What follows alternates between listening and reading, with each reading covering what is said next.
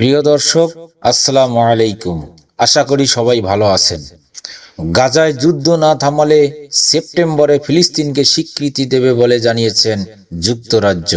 গাজায় দখলদার ইসরায়েল বর্বরতা বন্ধ না করলে, যুদ্ধবিরতি চুক্তি না করলে পশ্চিম তীরকে অধিগ্রহণ করা হবে না এমন নিশ্চয়তা না দিলে এবং দ্বিরাষ্ট্র গঠনের শীর্ষ শান্তি প্রতিক্রিয়ার প্রতিশ্রুতি না দিলে আগামী সেপ্টেম্বরে ফিলিস্তিনকে স্বাধীন রাষ্ট্রের স্বীকৃতি দেওয়ার ঘোষণা দিয়েছেন যুক্তরাজ্যের প্রধানমন্ত্রী কিয়ার স্টারমার। মঙ্গলবার 29 জুলাই নিজের মন্ত্রী পরিষদের সঙ্গে জরুরি বৈঠকে বসেন স্টারমার।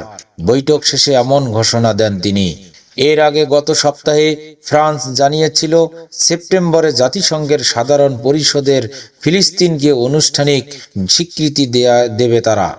যুক্তরাজ্য জানিয়েছে যদি দখলদার ইসরায়েল তাদের দেয়া শর্তগুলো না মানে তাহলে জাতিসংঘের অধিবেশনের আগেই ফিলিস্তিনকে স্বীকৃতি দেয়া হবে।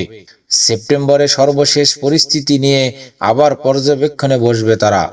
সেখানেই চূড়ান্ত সিদ্ধান্ত নেওয়া হবে বলে জানিয়েছেন তিনি।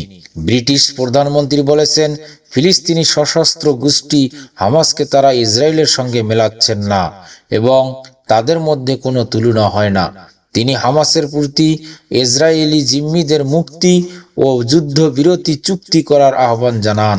এছাড়া যুদ্ধ শেষে হামাস গাজায় সরকার পরিচালনায় কোনো দায়িত্বে থাকতে পারবে না বলেও মন্তব্য করেন তিনি।